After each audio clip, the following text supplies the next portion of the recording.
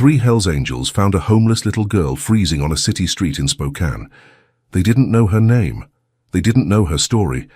But the moment they wrapped her in a blanket and saw the fear in her eyes, they made a promise. She would never be alone again. What they didn't know was that keeping that promise would cost them everything. The snow was falling in thick, silent sheets when James Whitaker braked hard on a city street in Spokane. Through the white haze, he spotted a small shape curled against a rusted dumpster. At first, he thought it was a pile of old clothes, but then the shape moved, barely, and James felt his chest tighten. A child, a little girl, barely breathing. Her thin arms were wrapped around herself as if trying to hold on to the last bit of warmth she had left. Her lips were pale. Her face was streaked with dirt and cold tears that had frozen against her cheeks. She wasn't moving much anymore. Just trembling, like a small flame about to go out.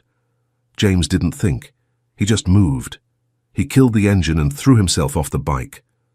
Logan Pierce and Elias McDonald pulled up beside him, their engines rumbling low like distant thunder. They saw it too. The three men exchanged a single look, the kind of look that didn't need words. James was the first to reach her. He ripped off his gloves and knelt in the snow, his breath turning to fog as he leaned close. "Hey, sweetheart," he said softly, his voice steady even though his heart was pounding. "Stay with me." She didn't answer. Her eyes were half closed, her breathing shallow and uneven. James carefully slipped his arms under her and lifted her as gently as he could. She weighed almost nothing. It terrified him. Elias was already pulling a thick biker blanket from his saddlebag. He wrapped it around her without a word, tucking it tight around her shoulders and legs. Logan dug quickly through his own bag and pulled out a small packet of food they kept for long rides. A sandwich still wrapped, slightly squished but warm enough. James held the sandwich to her lips. "Just a little bite," he whispered. "Come on, just one." For a long moment she didn't move. Then, slowly, her mouth opened. She took the smallest bite, then another, and another. Her eyes fluttered open just enough to see him. All three men felt it at the same time, a silent weight settling over them. This wasn't someone they could walk away from. James held her close, feeling the cold of her skin even through the blanket. She was so small, so fragile, and yet, somehow, still holding on. "What's your name?" he asked gently. She didn't answer right away. Her voice, when it finally came, was so soft that James almost didn't hear it. "Lydia." Logan crouched down beside them. "Lydia," he repeated, his voice cracking just a little. "How long have you been out here?" She didn't answer. She just buried her face deeper into the blanket. Elias stood guard a few feet away, watching the street as if daring the world to come any closer. His jaw was tight, his hands were clenched. He didn't say anything, but his silence spoke louder than words. James looked down at Lydia's wrist. There was something there. A faded wristband, half torn and barely hanging on. He tilted it toward the light, Spokane Children's Home. His stomach dropped. She had run away, not yesterday, not earlier that evening, days ago, maybe longer. Logan saw it too. His face went pale. "What kind of place lets a kid slip through like this?" he said quietly, his voice thick with something close to anger, or maybe grief. Elias didn't answer. He just kept watching the street. James pulled Lydia a little closer. "You're safe now," he whispered. "We've got you." For the first time she looked up at him. Her eyes were wide and tired and full of something James couldn't quite name. Not hope. Not yet. But maybe the beginning of it. James Whitaker wasn't the kind of man people expected to stop for a stranger. He had a reputation, the kind that came with a leather jacket, a worn-out Harley, and a club patch that made people cross the street when they saw him coming. But James had learned a long time ago that reputation and truth weren't the same thing. He grew up in foster care, 7 homes in 10 years. Some were okay, most weren't. He learned early that the world didn't hand you safety. You had to build it yourself. And when he found the Hells Angels, he found something he'd been searching for his whole life: people who didn't leave. That's why he rode. Not because he had somewhere to be, but because the road was the only place that made sense anymore. Logan and Elias had been riding with him for years. They weren't just friends. They were brothers, the kind you chose, the kind who showed up when the world turned its back on you.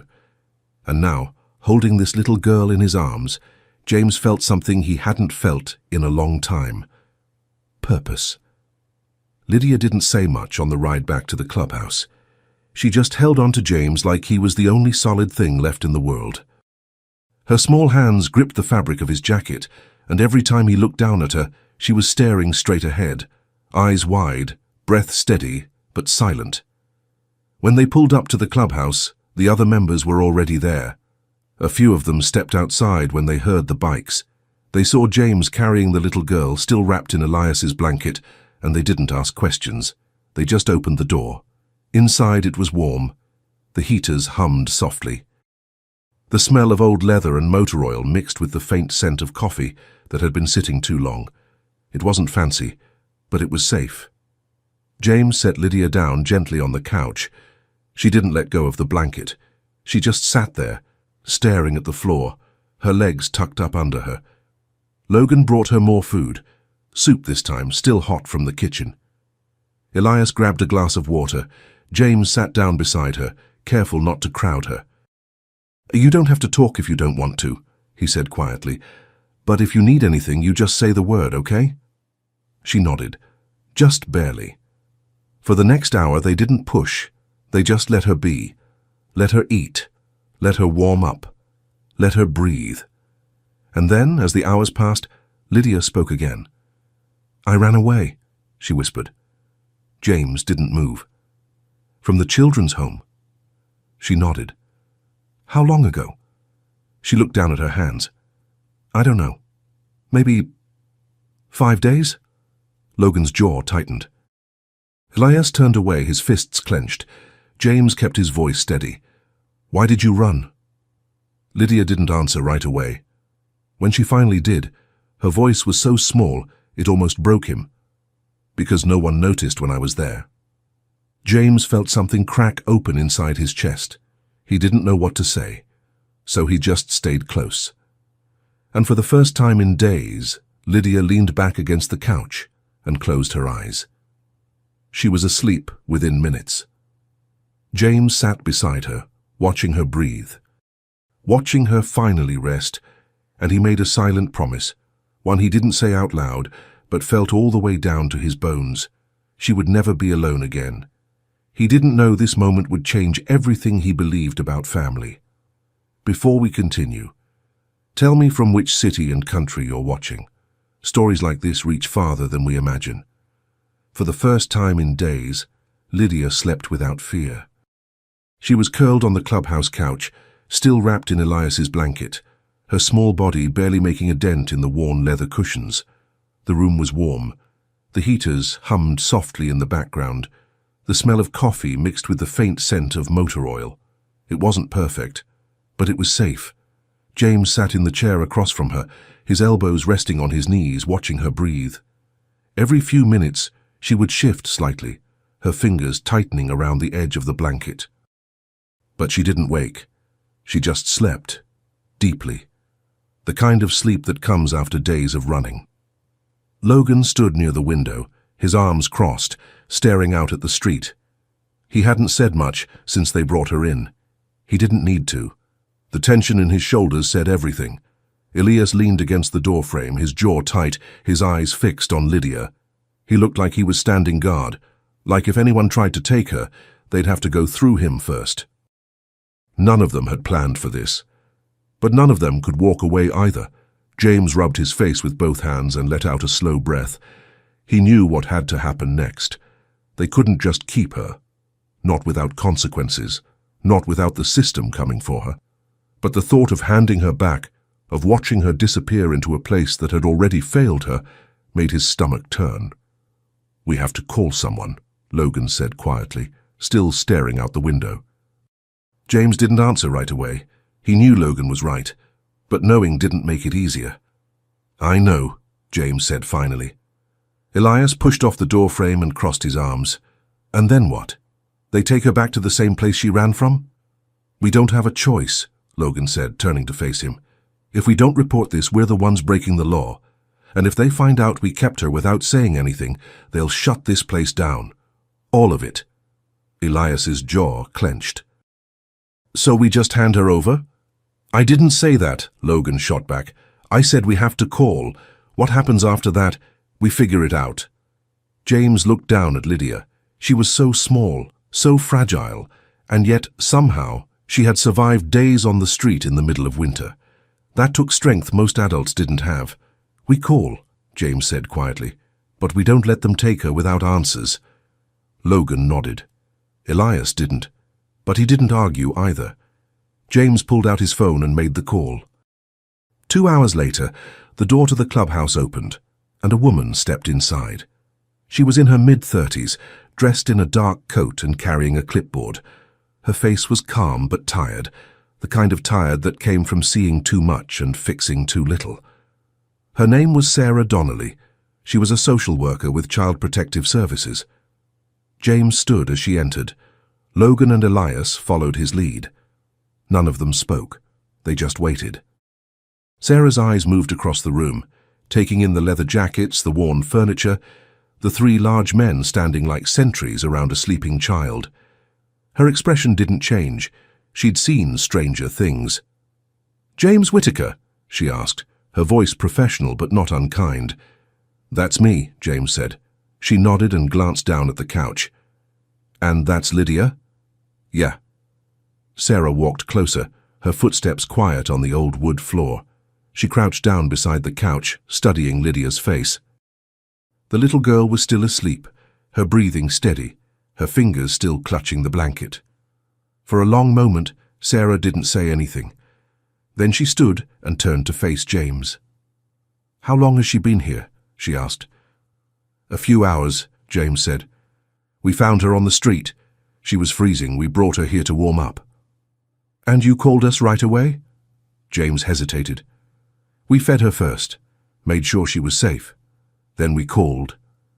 Sarah's eyes narrowed slightly, but she didn't press. "Do you know how long she's been missing?" "She said 5 days," Logan said from across the room. "Maybe longer." Sarah's jaw tightened. She wrote something on her clipboard. 5 days, she repeated quietly, more to herself than to them. "And no one reported it until now." James felt a flash of anger rise in his chest. "We didn't know she was missing. We just found her." "I know," Sarah said, her tone softer now. "I wasn't talking about you." She looked back at Lydia, and for just a second her professional mask slipped. James saw it, the flicker of frustration, maybe even sadness. She'd seen this before. Kids slipping through the cracks, kids running because no one noticed when they stayed. "She has to come with me," Sarah said finally. James's chest tightened. "Where are you taking her?" "Back to the children's home, for now." "For now?" Elias's voice was sharp. "She ran from that place." "You're just gonna send her back?" Sarah turned to face him. "I don't have another option right now. She's a ward of the state. There are procedures, protocols. I can't just place her somewhere else because you think it's better." "We don't think it's better," James said quietly. "We know it is." Sarah held his gaze. "I believe you. But that's not how this works." Before James could respond, Lydia stirred. Her eyes fluttered open, blinking slowly against the light.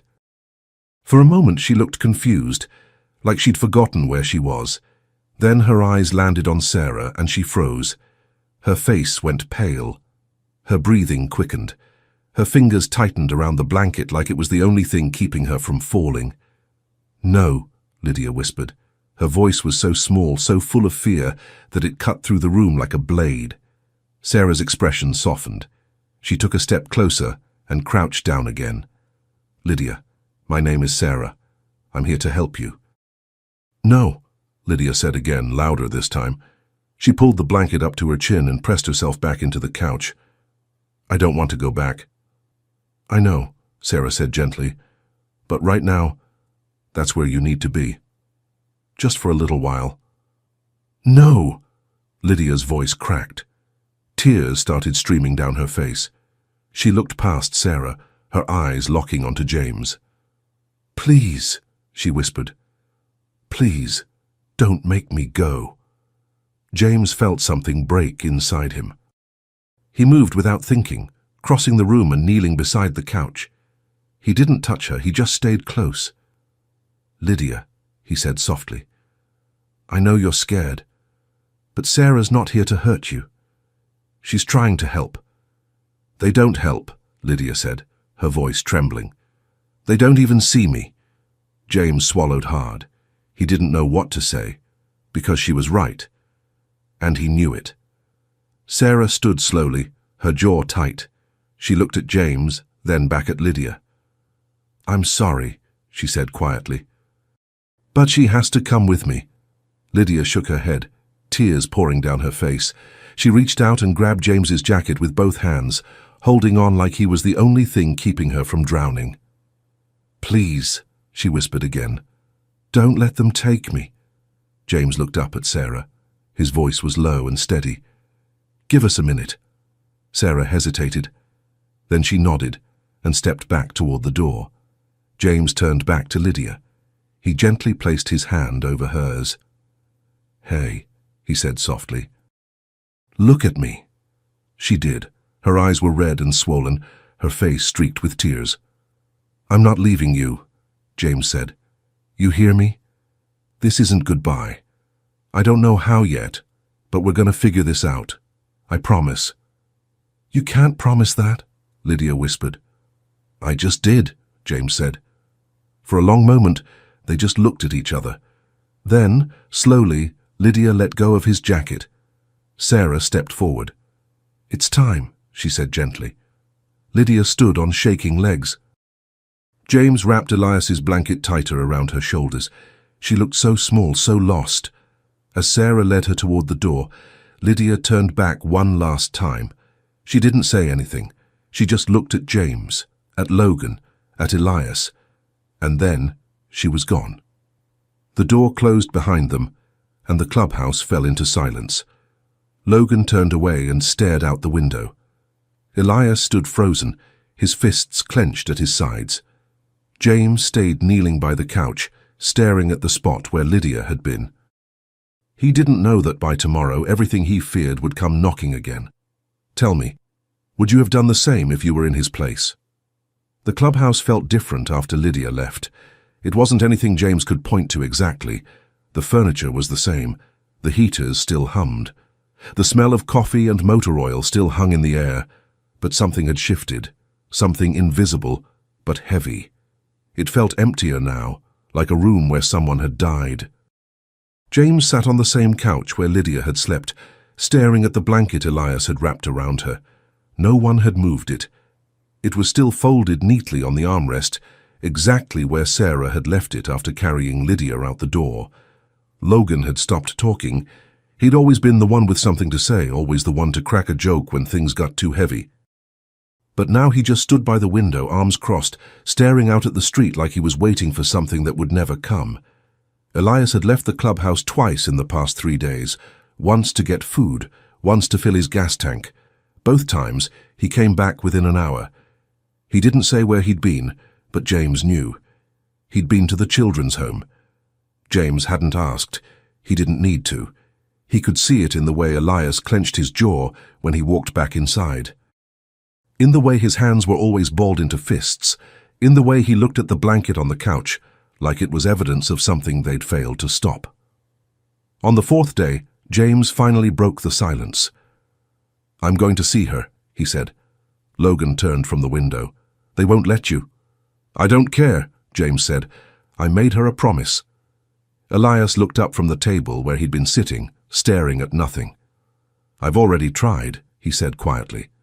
"Twice." James frowned. "And?" "They said I'm not family. They said I have no legal right to see her. They said if I came back again, they'd call the police." James felt his chest tighten. "So we're just supposed to forget about her?" "I didn't say that," Elias said. His voice was low and dangerous. "I said they won't let us see her. I didn't say I'm giving up." Logan pushed off the window and crossed the room. "What are you thinking?" Elias didn't answer right away. He just stared down at his hands. When he finally spoke, his voice was barely above a whisper. "I'm thinking that little girl ran away from that place for a reason, and we just sent her back." James closed his eyes. He'd been thinking the same thing for days, but hearing it out loud made it worse. "We didn't have a choice," Logan said, but there was no conviction in his voice.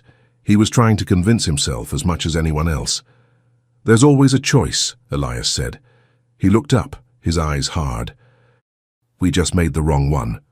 James stood. "Then we fix it." Logan and Elias both turned to look at him. "How?" Logan asked.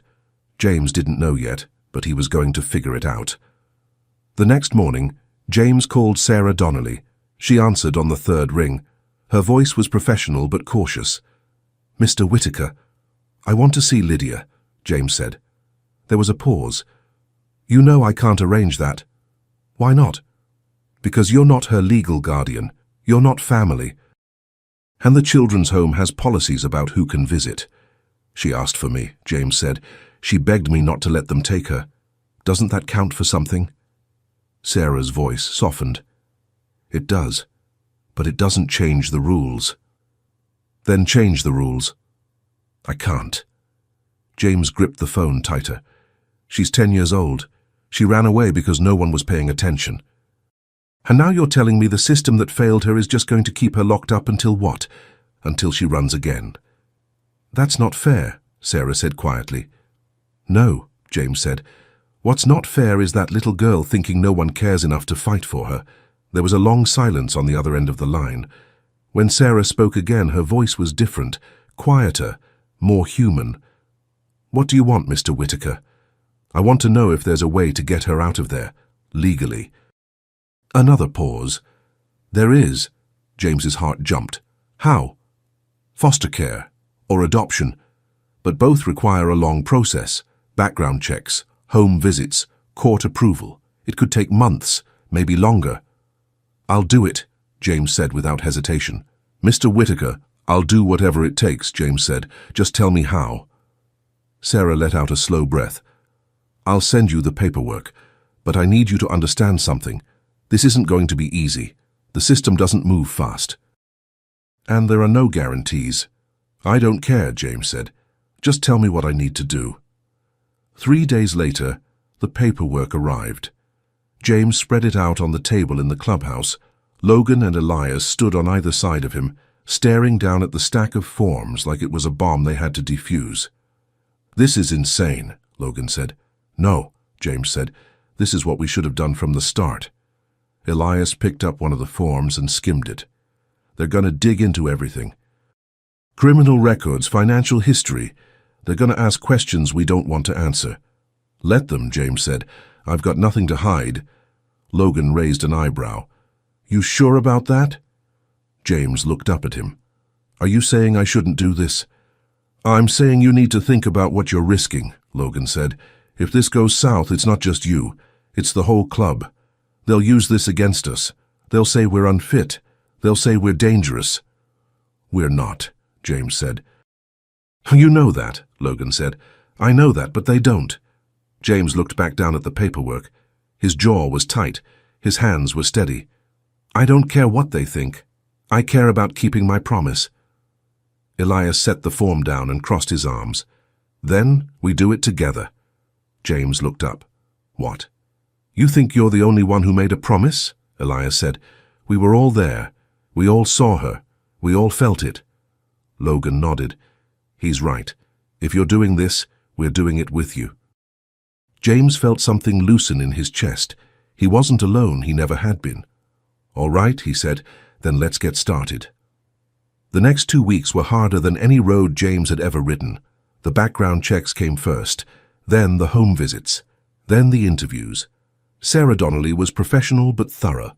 She asked questions about James's past, about the club, about why a man with his history thought he could raise a child. James answered every question honestly. He didn't hide who he was. He didn't pretend to be someone else, he just told the truth. "I grew up in foster care," he said during one of the interviews. 7 homes in 10 years. Some were okay, most weren't. I know what it's like to feel invisible. I know what it's like to wonder if anyone's ever going to care enough to stay. Sarah wrote something down. And you think that makes you qualified to care for Lydia?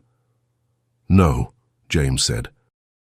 I think that makes me the only one who understands what she's going through. Sarah looked up. For a moment, her professional mask slipped again. That's not enough. I know, James said, but it's a start. Logan and Elias went through the same process, the same questions, the same scrutiny, and every time they gave the same answer. We're not trying to save her, Logan said during his interview. We're trying to give her a chance to save herself. Sarah met with them separately, then together. She visited the clubhouse 3 more times. She asked about their routines, their income, their plans for the future. And every time James could see the doubt in her eyes. She didn't say it out loud, but he knew what she was thinking. Can a biker club really raise a child? On the 15th day, Sarah called James back to her office.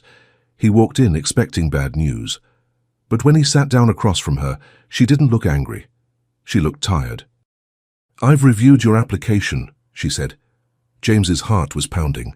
And I've recommended you move forward to the next stage. James felt the air leave his lungs. You're serious? I am, Sarah said, but I need you to understand something. This doesn't mean you're approved, it just means you're not disqualified. There are still court hearings, still evaluations, still a lot of things that could go wrong. I understand, James said. Sarah leaned forward. Do you? Because if this falls apart, it's going to hurt her more than it hurts you. She's already been let down by so many people. If you walk away now, or if you fail, it's going to break something inside her that might never heal. James held her gaze. I'm not walking away. Sarah studied him for a long moment. Then she nodded. All right. Then let's see this through. That night, James sat alone in the clubhouse, staring at the blanket on the couch. He thought about Lydia. About the way she'd looked at him when Sarah took her away. About the fear in her eyes. About the way her small hands had clung to his jacket like he was the only solid thing left in the world. He thought about his own childhood, about the homes he'd been placed in, about the people who'd promised to care for him and then didn't, about the nights he'd spent wondering if anyone would ever choose him. And he made a decision. This wasn't just about saving Lydia. It was about proving that people like them, people who'd been broken and forgotten and left behind, could still be worth something, could still build something good. Logan walked in and sat down beside him. You all right? James nodded. Yeah. You don't look all right. James let out a slow breath. I keep thinking about what happens if we lose. We're not going to lose, Logan said. How do you know? Logan looked over at him. Because we're not doing this for us. We're doing it for her. And that's the only thing that matters. James looked down at the blanket. I just don't want to let her down. You won't, Logan said. You already proved that when you stopped. Elias walked in a few minutes later. He didn't say anything. He just sat down on the other side of James. For a long time, the 3 of them sat in silence. Brothers. Not by blood, but by choice.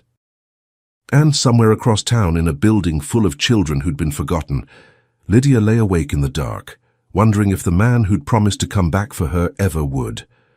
That night, a single decision would change the club forever. If you believe no one should face fear alone, like this video and tell us, what would you have done? The hearing was scheduled for a Thursday morning in late February. James woke up before dawn. He hadn't slept much. Every time he closed his eyes, he saw Lydia's face, the way she'd looked at him when Sarah took her away. The fear, the hope, the silent question. Will you really come back? He got dressed slowly. Dark jeans, a clean button-up shirt. His leather jacket stayed on the chair. He didn't want to give them any reason to judge him before he even walked in the door. Logan and Elias were already waiting downstairs. They looked different too. Logan had shaved. Elias had cut his hair. They were still who they were, Summit. They were trying to show the world that they could be more than what people assumed. You ready? Logan asked. James nodded. As ready as I'll ever be. They rode together to the courthouse. The streets were quiet. The sky was grey and heavy with clouds that hadn't decided yet whether to snow or rain. It felt like the world was holding its breath. When they arrived, James expected it to be just the three of them. But when they walked up to the entrance, he stopped. The entire club was there. 15 men and women, all dressed in their cleanest clothes, all standing in a quiet line along the sidewalk. No engines running, no loud voices, just presence, solid, unshakable. James felt something catch in his throat. One of the older members, a man named Marcus, who'd been with the club for 20 years, stepped forward. "You didn't think we'd let you do this alone, did you?" James didn't know what to say. He just nodded. Marcus clapped him on the shoulder. "Then let's go remind them what family really means." They walked inside together. The courtroom was smaller than James expected. Wooden benches, high ceilings, a judge's bench at the front. It looked official and cold and final. Sarah Donnelly was already there, seated near the front.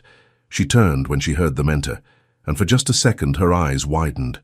She hadn't expected this many people. James, Logan, and Elias sat in the front row. The rest of the club filled in behind them. No one spoke. They just waited. A few minutes later, a door on the side of the room opened, and a man in a dark suit walked in. He was tall, middle-aged, with sharp eyes and the expression that said he'd already made up his mind about them before even hearing a word. His name was David Brennan. He was the state's attorney assigned to review the case. Sarah leaned over and whispered to James, "He's tough. Don't let him rattle you." James nodded. The judge entered next, an older woman with silver hair and a calm, measured presence. She sat down, adjusted her glasses, and looked out over the courtroom. "This is a preliminary hearing regarding the petition for foster care placement of Lydia Ann Whitaker," she said. Her voice was clear and firm. "Mr. James Whitaker, Mr. Logan Pierce, and Mr. Elias McDonnell have submitted a joint application to become licensed foster parents with the intent to adopt. The state will present its evaluation, and the petitioners will have an opportunity to respond." She looked at David Brennan. "Proceed." Brennan stood and opened a folder. He didn't look at James, he looked at the judge. "Your Honor, the state has serious concerns about this application," he began.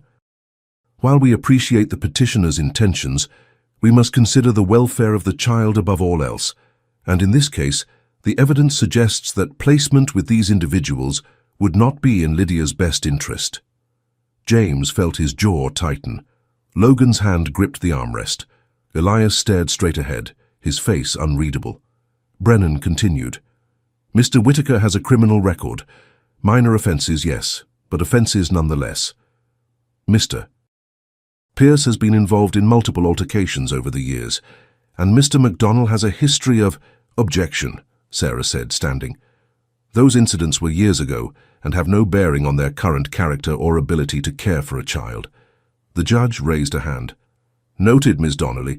Mr. Brennan, please stick to relevant facts." Brennan nodded, but his expression didn't change. "The relevant fact, Your Honor, is that these men are members of a motorcycle club. A club with a reputation. A club that, by its very nature, operates outside the norms of conventional society." James felt the words hit him like a punch. He wanted to stand up, to argue, to tell them they were wrong. But Sarah had warned him. "Don't react. Let me handle it." Brennan kept going. "Furthermore, the proposed living arrangement is unconventional at best. The child would be raised in a clubhouse, around other members. Around an environment that, while perhaps well-intentioned, is simply not equipped to provide the stability and structure a 10-year-old girl needs." The judge looked down at her notes. "Ms. Donnelly, what is your assessment?" Sarah stood again. Her voice was steady. "Your Honor, I've conducted multiple home visits. I've interviewed all 3 petitioners extensively, and I've reviewed their backgrounds thoroughly. Yes, they have pasts. But they've also shown accountability, growth, and genuine commitment to this child." She paused. "Lydia ran away from the children's home because she felt invisible, because no one noticed when she was there or when she was gone. These men noticed. They stopped, they cared. and they've fought harder for her than anyone else in her life ever has. Brennan turned to her. Caring is not the same as being qualified. And being qualified doesn't mean you care, Sarah shot back. The judge raised her hand again. Enough. I'd like to hear from the petitioners themselves. She looked at James. Mr. Whitaker, why do you want to foster Lydia? James stood slowly. His heart was pounding, but his voice was steady. Because I know what it's like to be her, he said. The room went quiet. James took a breath. I grew up in foster care. I know what it's like to move from house to house, wondering if anyone's ever going to choose you, wondering if you're worth choosing. I know what it's like to be invisible. He paused. When we found Lydia, she was freezing on the street. She'd been gone for 5 days, and no one had come looking for her. Not one person. And when we brought her to the clubhouse, she slept for the first time in days. Not because we had the nicest house or the best toys, but because she felt safe. James looked at the judge. I'm not saying I'm perfect. I'm not saying we're perfect. But I am saying that little girl deserves someone who sees her, someone who shows up, someone who doesn't walk away. He sat back down. The judge looked at Logan. Mr. Pierce? Logan stood. He wasn't as polished as James. His voice was rougher, but it was real. I don't have kids, Logan said. I never thought I would. But when I saw Lydia, something changed. I realized that being a parent isn't about being ready. It's about being willing.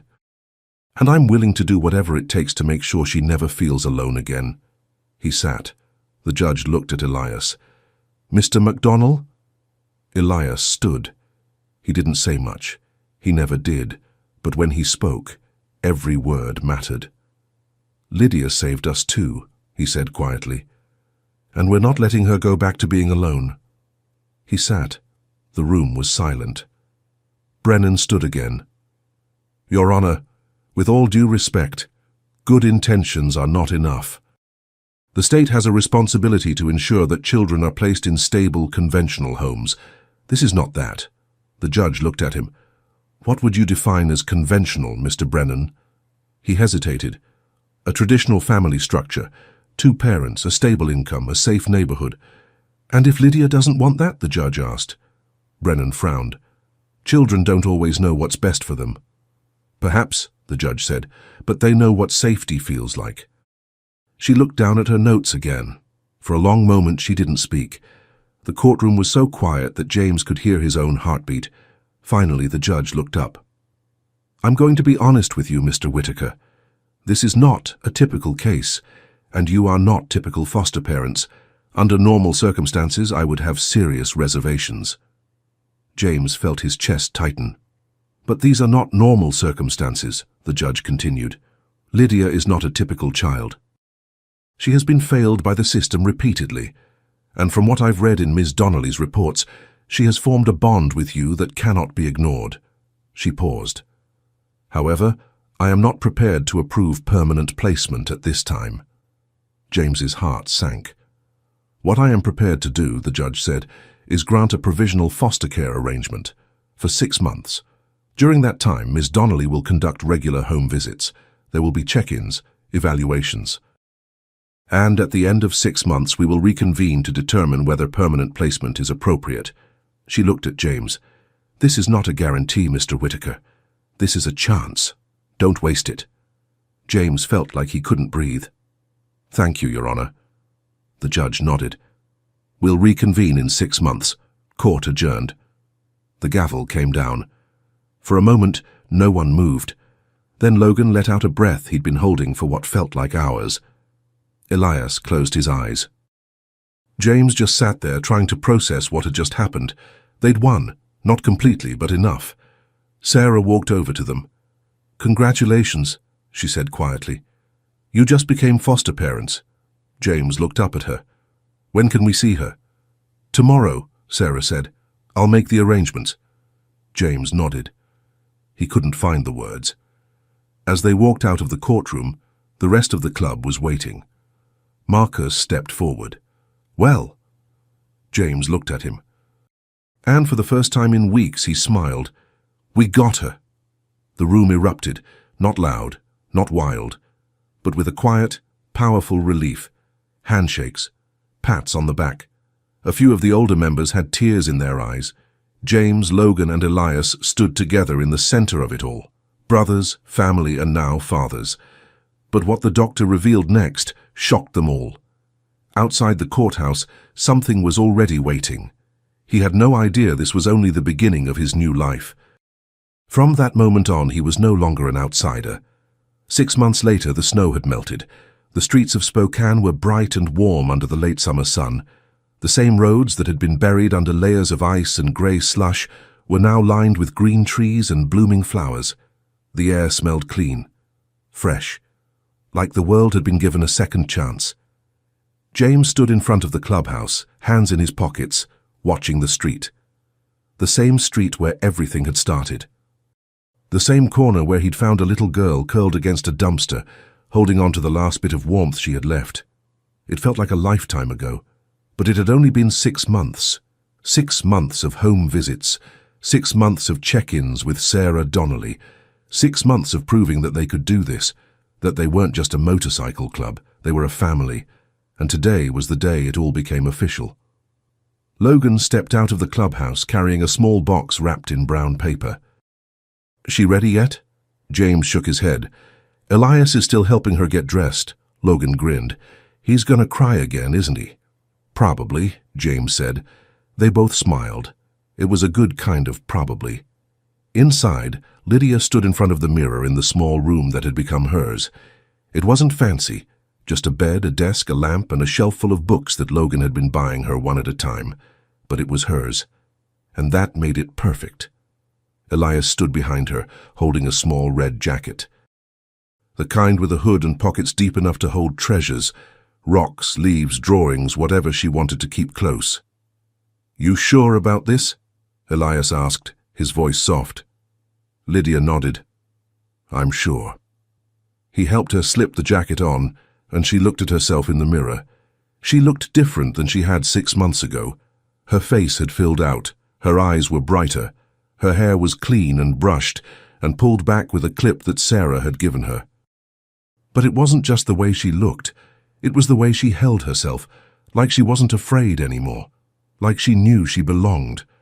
Elias reached into his pocket and pulled out something small and folded.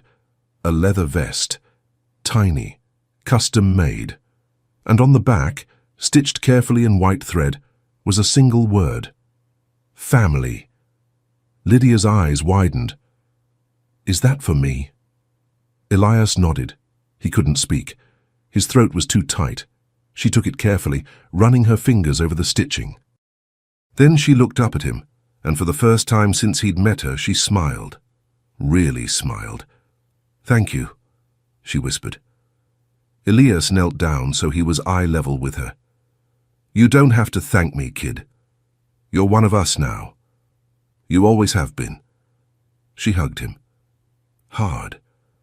And Elias wrapped his arms around her and held her like she was the most precious thing in the world. Because she was. Outside, Sarah Donnelly pulled up in her car. She stepped out, carrying a folder and a small gift bag. When she saw James and Logan waiting, she smiled. "Big day," she said. "The biggest," James said. Sarah walked up the steps and stopped in front of them. "I have to say, when I first met you guys, I wasn't sure this was going to work." "And now?" Logan asked. "Now," Sarah said, "I think Lydia's the luckiest kid in Spokane." James felt his chest tighten. "We're the lucky ones." Sarah handed him the folder. "These are the final adoption papers. The judge signed them this morning. As of today, Lydia is officially your daughter." James stared down at the folder. He didn't open it, he just held it, like if he held it tight enough, it would stay real. "Congratulations," Sarah said softly. "You did it." Logan clapped James on the shoulder. "We did it." The door opened and Lydia stepped out. She was wearing the red jacket and the little leather vest, and she looked so small and so strong all at the same time.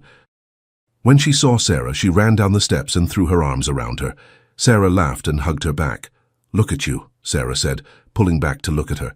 "You look amazing," Lydia grinned. "James says we're going somewhere special today. Is that right?" Sarah looked up at James. He nodded. "We thought it was time to go back." Sarah's expression softened. She understood. They rode together through the streets of Spokane. James in front, with Lydia sitting behind him, her arms wrapped around his waist. Logan and Elias rode on either side. Sarah followed in her car, windows down, watching the three bikes move like a single unit through the city.